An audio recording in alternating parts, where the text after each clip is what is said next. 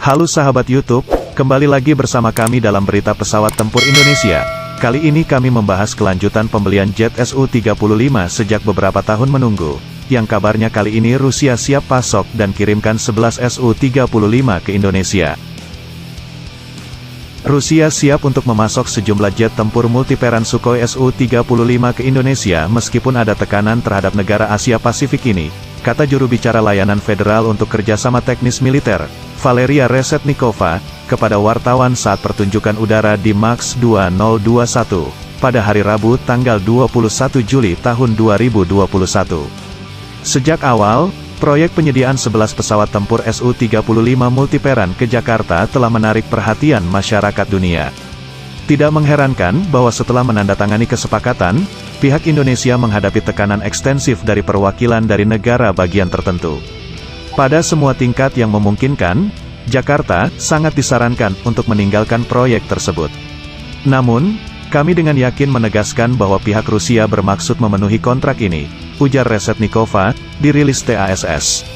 Menurutnya, Moskow memandang Indonesia sebagai salah satu mitra utama di kawasan Asia Pasifik. Kabar penandatanganan kontrak dengan Jakarta untuk 11 pesawat tempur Su-35 tersiar pada awal 2018, namun implementasinya belum dimulai. Pertunjukan udara internasional MAX 2021 berlangsung dari 20 hingga tanggal 25 Juli tahun 2021 di kota pinggiran Zhukovsky di luar Moskow. Pesawat tempur Su-35 dirancang untuk mencegat dan menghancurkan semua kelas target udara dalam pertempuran udara jarak jauh dan dekat. Pesawat ini memiliki superioritas udara serta mengenai target darat dan permukaan laut termasuk pasukan dan infrastruktur darat yang dilindungi oleh senjata anti pesawat dan menyerang target yang terletak di jarak yang cukup jauh dari pangkalan udara Su-35 itu. Jet tempur Su-35 adalah versi pesawat tempur Su-27 yang telah dimodernisasi secara mendalam untuk mencapai peningkatan signifikan dalam efektivitas tempurnya terhadap target udara, darat, dan permukaan laut. Desain Su-35 menggabungkan konsep rekayasa paling sukses yang sebelumnya diuji dengan baik pada keluarga pesawat Su-27 atau Su-30. Pesawat ini menggabungkan kualitas pesawat tempur modern, kemampuan manuver super, alat bantu akuisisi aktif dan pasif yang unggul, kecepatan supersonik tinggi dan jarak jauh, kemampuan mengelola aksi kelompok pertempuran, dan pesawat taktis yang baik, berbagai senjata yang dapat dibawa, sistem peperangan elektronik multisaluran modern, jejak radar yang berkurang, dan kemampuan bertahan tempur yang tinggi. Efektivitas tempur yang tinggi dari pesawat Su-35 dicapai melalui kemampuan untuk beroperasi secara independen, dalam kelompok pesawat atau sebagai bagian dari kelompok pertempuran yang dikendalikan dari pusat komando udara, darat atau berbasis kapal, sistem manajemen informasi terintegrasi tunggal yang memberikan dukungan intelektual kepada pilot, yang memelihara komunikasi dan koordinasi antara awak dan peralatan avionik, serangan rahasia terhadap target udara pemancar radio pada jarak menengah dan jauh, serangan terhadap target darat dan permukaan laut dengan peluru kendali presisi tinggi tanpa memasuki zona pertahanan udara, stabilitas pelacakan target yang tinggi, operasi udara ke udara dan udara ke permukaan secara simultan. Sukhoi Su-35 Flanker E adalah pesawat tempur superioritas udara terbaik Rusia saat ini, dan merupakan puncak dari desain pesawat jet tempur generasi keempat, hingga nantinya akan digantikan oleh pesawat tempur siluman yang sudah mulai memasuki masa produksi. Dibedakan oleh kemampuan manuvernya yang tak tertandingi, dengan kemampuan elektronik dan persenjataan Su-35 yang setara dengan jet tempur barat, seperti F-15 Eagle. Meski mungkin merupakan musuh mematikan bagi F-15, Eurofighters dan Rafale, masih menjadi tanda tanya besar apakah Su-35 dapat bersaing dengan pesawat tempur siluman generasi kelima seperti F-22 dan F-35. Tidak mengherankan, setelah menandatangani kesepakatan, pihak Indonesia menghadapi tekanan ekstensif dari perwakilan negara tertentu, ungkap dia kepada wartawan.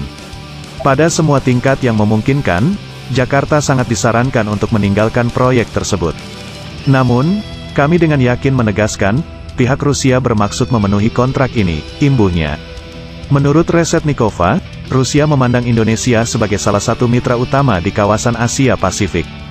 Su-35 memiliki 12 hingga 14 cantelan senjata, yang menjadikannya pemuatan yang luar biasa dibandingkan dengan 8 cantelan pada F-15C dan F-22, atau 4 rudal yang disimpan secara internal di F-35. Pada jarak jauh, Su-35 dapat menggunakan rudal berpandu radar K-77M, dikenal oleh NATO sebagai A-12 ADER, yang diklaim memiliki jangkauan lebih dari 120 mil. Untuk pertempuran jarak pendek, rudal berpemandu inframerah R-74 atau sebutan NATO, ARCHER-11, mampu menargetkan off-bore sight, sederhana dengan melihat melalui penglihatan optik yang dipasang di helm. Pilot dapat menargetkan sebuah pesawat musuh yang naik 60 derajat dari arah pesawatnya. R-74 memiliki jangkauan lebih dari 25 mil, dan juga menggunakan nozzle vectoring. Rudal jarak jauh R-27 dan R-37, alias Arrow A-13, untuk digunakan melawan pesawat AWAC, EW, dan pesawat tanker, melengkapi pemilihan rudal udara ke udara Su-35. Selain itu, Su-35 dipersenjatai dengan meriam tunggal 30 mm dengan 150 amunisi untuk dogfight jarak dekat. Flanker E juga dapat membawa bom udara ke darat hingga 17.000 pound. Secara historis, Rusia hanya menggunakan amunisi berpandu presisi yang terbatas dibandingkan dengan Angkatan Udara Barat. Namun, kemampuan untuk menggunakan senjata-senjata presisi bisa dilakukan oleh Su-35. Pada tahun lalu, Amerika Serikat dikabarkan menekan Indonesia agar membatalkan kesepakatan untuk membeli jet tempur buatan Rusia dan kapal laut dari China. Hal ini adalah bagian dari upaya global Amerika untuk mencegah para kompetitor mengikis superioritas militer Amerika.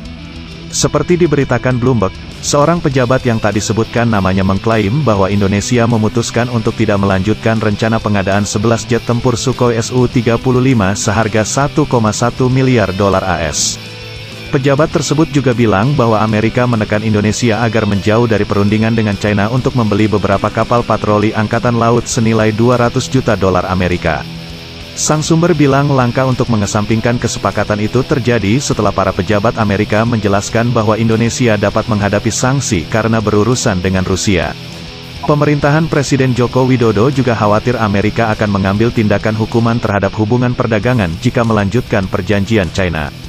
Langkah-langkah tersebut menggambarkan bagaimana Amerika mengalami beberapa keberhasilan, yang kadang-kadang dengan menggunakan isu keuangan dan ekonomi untuk menghalangi negara-negara dari berurusan dengan Rusia dan China, yang telah diidentifikasi oleh pemerintahan Trump sebagai ancaman terbesar bagi keamanan nasional Amerika. Sekian info yang dapat kami tayangkan, jika ada kritik dan saran bisa ditulis di kolom komentar. Jangan lupa tekan tombol subscribe, jempol dan lonceng.